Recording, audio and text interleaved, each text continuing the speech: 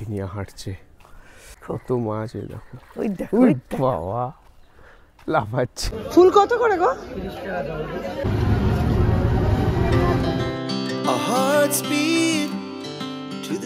এখন প্রায় 5:30 6টা বাজে। সকাল সকাল আমরা বেরিয়ে পড়েছি আজকে মর্নিং ওয়াক। ওয়েদারটা খুব বাজে, ঠান্ডা, বৃষ্টি হয় কিনা সেটাই চিন্তার।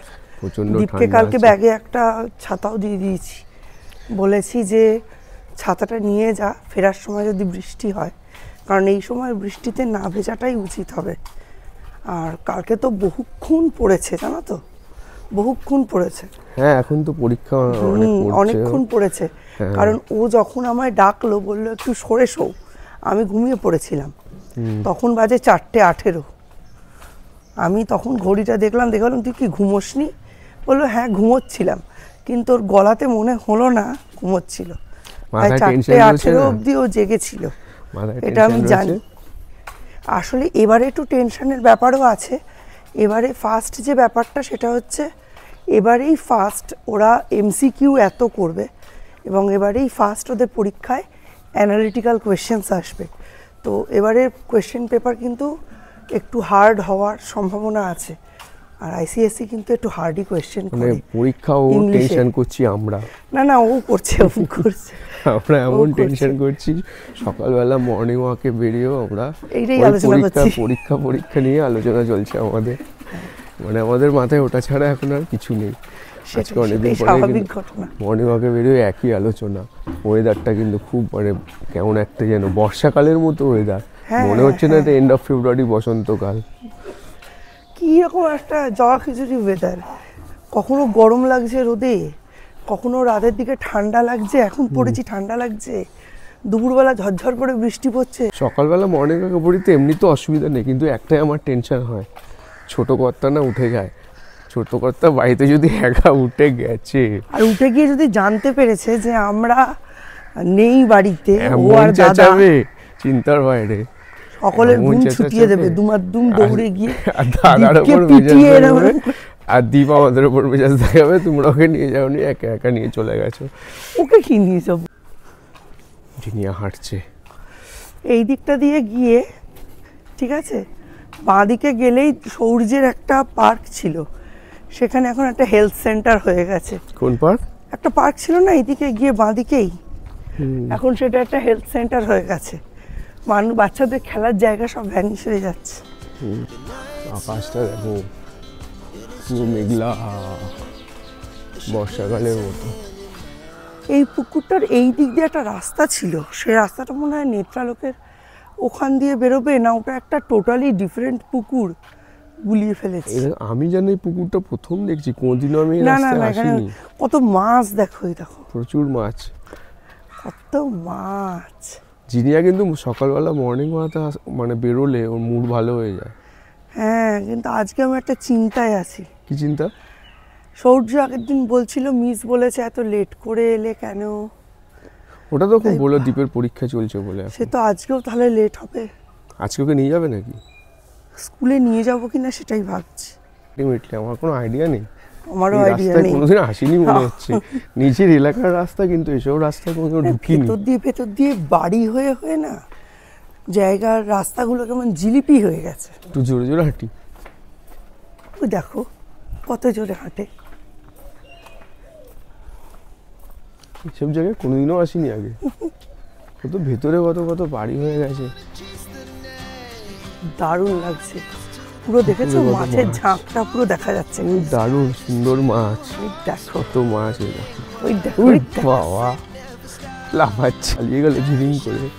একদম কাছে ছিল, ভাত দিয়েছে না, এরকম করেছে পালিয়ে গেছে। হ্যাঁ,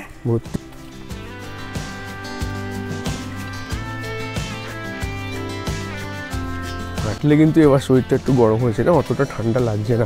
অতটা ঠান্ডা লাগছে না। সকালবেলা যে ঠান্ডাটা লাগছিল, এখন কিন্তু এটা লাগছে। ওয়েদারটা দেখো খালি, ইস, এই এরিয়ার আকাশটা দেখো খালি, পুরো মেঘলা, পুরো মেঘলা।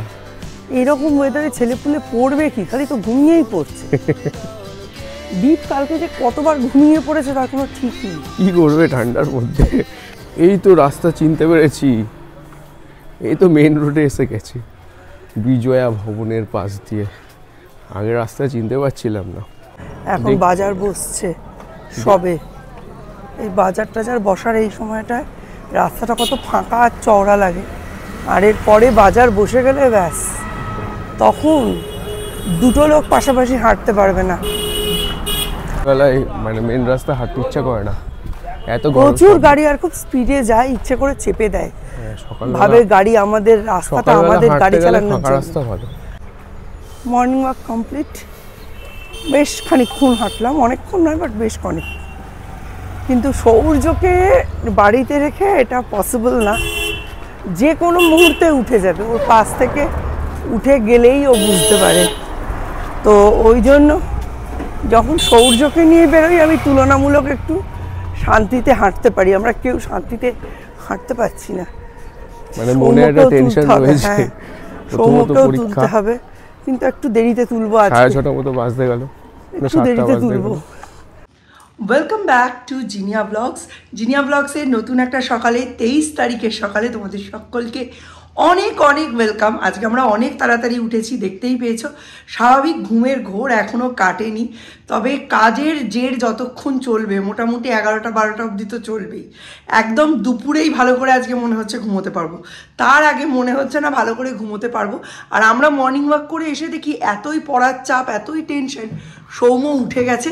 আর এই যে সৌম্যর জন্য আমি বানিয়ে নিয়েছি এই যে আলু দিয়ে, পেঁয়াজ দিয়ে, ডিম দিয়ে ভাত ভাজা। চলো এটা ওকে দিয়ে আসি, এইটুকুর বেশি ও খেতেও পারবে না সকালে। এনে ফ্রাইড রাইস টাইপ হয়ে গেছে। ওই যাই হোক, এইটুকু খেয়ে এখন। ছাতে এসে খুব ভালো লাগছে। এখন 10-15 মিনিটের জন্যই ছাতে এলাম। অ্যাকচুয়ালি এসছি বড়িটা একটু রোদের তাতে দিতে। এবারে বড়িটা ভালো করে রোদই পেল না। অবশ্য রোদ একটু পেলে ভালো, কিন্তু 10% চান্স আছে বৃষ্টি হওয়ার। আর তার উপর কোথায় যেন দেখো কৃষ্ণের অষ্টোত্তর শতনাম হচ্ছে, খুব ভালো লাগছে। আর তার উপর কালকে যখন ফটো তুলেছি, একটা টব এই যে কার্নিশে তুলে রেখেছি, দেখতে পাচ্ছ? এই টবটাকে নামানোর জন্যও এলাম। সকালবেলা দেখছি নিচে একটা ফুল পড়ে আছে, মানে বোগেনের ফুল। ফুল না, অ্যাকচুয়ালি ওটা অন্য পাতা, কিন্তু পড়ে আছে। তো দেখে মনে পড়লো, হ্যাঁ আমি এটা নাবাতে ভুলে গেছি। এখন তো খুব ঝড় হচ্ছে, বাই চান্স নিচে পড়ে গেলে এটা কুকীর্তি হয়ে যাবে। আর টবটাও নতুন, তো ওই কারণেই ওপরে আরও বেশি আশা। আর ছাদটাও একটু ঠিক করতে হবে, তবে আজকে সেটা টাইম হবে না। আজকে সৌম্য একটু ধুঁকছে, আমিও ধুঁকছিলাম, এখন একটু ঠিক আছি। বাট আজকে সৌম্য অনেকটাই ধুঁকছে। নিচে চালিয়ে এসছি ওই হনুমানজির বীজ মন্ত্র, ওইটা সারা বাড়িতে এখন একটু ভালো করে স্প্রেড করে যাক। একটু কর্পূরও জ্বালিয়েছি, কারণ এটা না একটা পজিটিভ ভাইবস দেয়। আজকে সন্ধেবেলা একটু ধুনো দেওয়ার প্ল্যান আছে, তো দেখি যদি পারি তাহলে অবশ্যই দেব। অ্যাকচুয়ালি আমার একার হাত দিয়ে এত কিছু হয় না, সব কিছু হতে গিয়ে নিজেকে বাদ দিতে পারি, কিন্তু ভগবানকে তো আর বাদ দেওয়া যায় না। তাকে তো কন্টিনিউয়াস যদি একটা বেলাও কিছু না করতে পারি, ওই বীজ মন্ত্রটুকু বা রামস্তোত্র বা বজরংবলীর যে হনুমান চালিসা কিছু একটা চালিয়ে রাখি, বা শ্রীকৃষ্ণের অষ্টোত্তর শতনাম, এইসব কিছু না কিছু চালিয়ে রাখি, বা হরে রাম হরে কৃষ্ণ সংকীর্তন, একটা কানে কিছু গেলেই হলো। কারণ মনের ভেতর তো সব সময় আছে, হয়তো উপাচার হয় না, কিন্তু উপাসনাটা খুব ম্যান্ডেটারি, এটা খুবই প্রাইভেট জিনিস। মা সবসময় বাবুকে বলতো কি ঠাকুর ঘর করলে কত ভালো, ঠাকুর ঘরে তুমি যাও কোথায়, আমিই তো বসে থাকি ঠাকুর ঘরের মধ্যে। তা বাবু তখন বলতো যার ভেতরে ঠাকুর আছে তাকে অত যেতে হয় না। সে তার যদি খাটেও বসে থাকে, সে যদি খায়ও, সে যদি বইও পড়ে, সে যদি টিভিও দেখে, সে ঠিক তার স্মরণে স্মরণে, তার মনে মনে তার উপাসনা কমপ্লিট করতে পারে। উপাচার আর উপাসনা দুটো কিন্তু টোটালি ডিফারেন্ট ম্যাটার, তাই না? স্বপ্নগান, কন্যা, মধুমিতা, এই নামগুলো একটু চেনা চেনা লাগছে না? ঠিক ধরেছ, এটা স্বপ্ন উড়ান ইউটিউব চ্যানেল মধুমিতার আছে, তারই কন্যা পেজটা থেকে নেওয়া একটা জুয়েলারি। অনেক দিন ধরেই কন্যার সমস্ত জুয়েলারিগুলোই আমি দেখি, তার মধ্যে থেকে একটা আমার পারচেস করতে ভীষণ ইচ্ছে হয়েছিল। জুয়েলারিগুলো দেখতে একেবারে অথেন্টিক গোল্ড জুয়েলারির মতো। আর মধুমিতা তো বলেই এমন ডিজাইন আনবো সোনার স্বাদ মিটিয়ে দেবো। তো ঠিক সেই রকমই একটা জুয়েলারি আমি কন্যা থেকে অর্ডার করেছিলাম। ওরা ভীষণ প্রফেশনাল, প্রচণ্ড। আর এটা হচ্ছে মধুমিতার কন্যা টিমের সবথেকে বড় সাফল্য। সেখান থেকে এই চিকটা আমি অর্ডার করেছি। ছোটোখাটো কাছের অনুষ্ঠানগুলোতে, বিয়েবাড়ি বা কোনো অনুষ্ঠান বাড়িতে যাওয়ার সময় এই ধরনের চিকগুলো যদি ট্র্যাডিশনাল সাজের সাথে পরা যায় খুব ভালো লাগে। তো সেই জন্যেই অর্ডার করেছিলাম। আর ওখান থেকে ডিটেল বলা ছিল যে একটা ওপেনিং ভিডিও করতে, তো সেটা তো আমায় করতেই হতো আর তোমাদের সঙ্গেও শেয়ার করতে হতো। তো দেখলাম চিকটা এসেছে, তার সাথে এসেছে দুটো কানের দুল আর চিকটা পরার জন্য একটা ট্যাসেল, যেটা চিকের সঙ্গে পরবর্তীকালে অ্যাটাচ করে নিতে হবে। একরকম দেখো, একদম গোল্ড জুয়েলারির মতো দেখতে। এটা যদি সোনা দিয়ে বাঁধানো হতো কত দাম পড়তো একটু কমেন্টে বলো। সূর্য এগিয়ে গেছে, আমিও বেরোলাম। চলো তাড়াতাড়ি টোটোটা ধরে ওখানে গিয়ে তারপর তোমাদের সঙ্গে কথা হচ্ছে। আজকে একটু 10টা 10 বেজে গেছে, তবে আজকে তো রুম চেনা, জায়গা চেনা, খুব একটা অসুবিধা হবে না। চলো বসাই।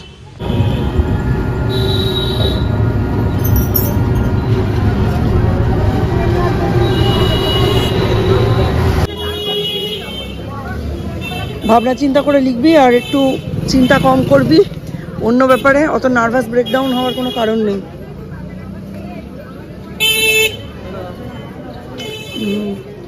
প্রচুর এসে গেছে, সবাই দাঁড়িয়ে আছে। আজকে এন্ট্রান্সটা একদমই ফাঁকা। ফাইনাল বেল পড়ে গেছে। ওখানে আজকে বেশি শ্যুট করিনি, আজকে ওখানে দাঁড়াতেই দিচ্ছে না, শুধু তাড়া মারছে। পুলিশের গাড়ি ফাড়ি রয়েছে। কোয়েশ্চেন পেপার কেমন হলো কে জানে। কালকে এসে খাতা মেলাতে বসেছে, আমার কাছে খেয়েছে বকা। আমি বলছি খাতা কি করতে মেলাতে বসছিস, যা হওয়া তা তো হয়েই গেছে, এখন চুপচাপ ঘুমিয়ে পড়। সেই মেলাবে, মিলিয়ে বলবে এটা ঠিক হয়েছে, এটা ভুল হয়েছে, আমি এটাই লিখেছিলাম, এটা যদি ও এটা না বলতো আমি এটাই লিখতাম, এই সমস্ত ওই মানে শুরু করে। সেই জন্য আমি বলেছি এসে পরীক্ষা দিয়ে এসে খাতা মেলানো, উত্তর বলা, ওই কোয়েশ্চেন পেপারটাকে রেখে দাও, আর কিচ্ছু করার নেই। রেজাল্ট বেরোলে সবই জানতে পারবে। এখন মানে দুর্বার গতিতে রেজাল্ট বেরিয়ে যায়, এখন আমাদের মতো অত ওয়েটও করতে হয় না, কোনো কিছুই না। সুতরাং ওসব নিয়ে চিন্তা করে লাভ নেই। আজকে সৌর্য গান গাইতে যাচ্ছে, খুব ভালো মুডে রয়েছে। এখন যাচ্ছি একটু মালগুদাম বাজারে, কিনবো হচ্ছে সজনে ফুল। আমাদের ওখানে না আমি সজনে ফুল পাচ্ছি না, সজনে ফুল আর অল্প একটু সজনে ডাঁটা কিনবো, কিনে টোটো করে বাড়ি যাবো। ও ফিরবে একাই। এখন বাজে প্রায় 11টা বাজতে 10 হবে। বছর পর ঢুকছি মালগুদাম বাজারে। চল। ফুল কত করে গো? 30 টাকা দাও।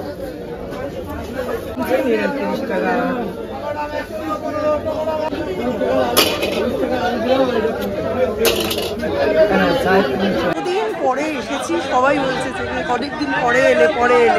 অ্যাকচুয়ালি এখন আগে তো এখান দিয়েই বাজার টাজার করতাম, আর সৌর্যকে নিয়ে এখন এসেছি। সৌম্যকে নিয়ে যখন যেতাম এখান থেকেই করে নিয়ে আসতাম।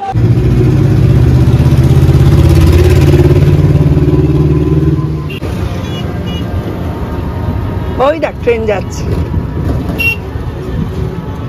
দেখতে পাচ্ছিস?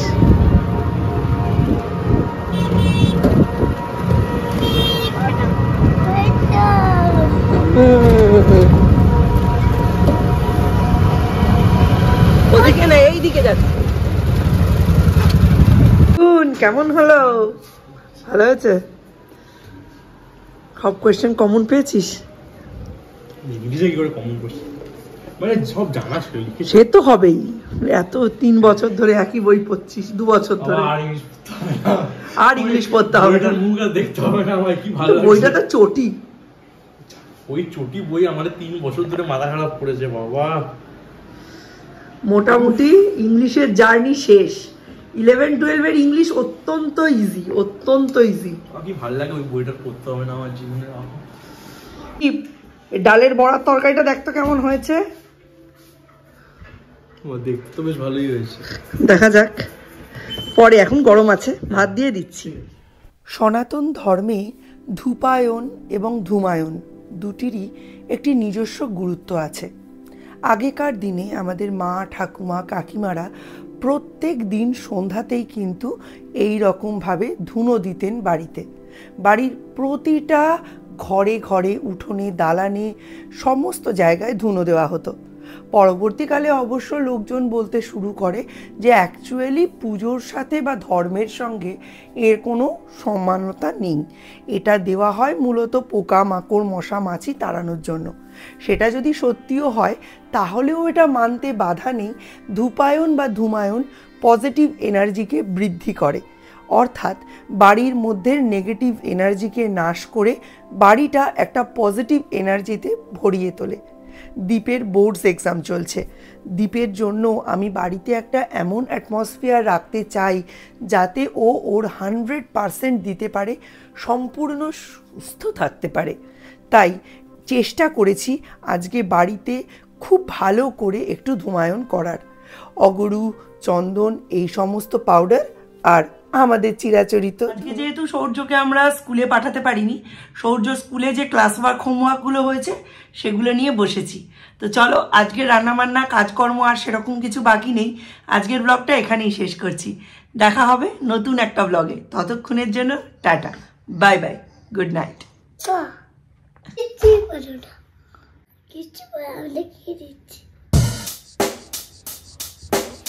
Check the mic and make sure it sound right, boys.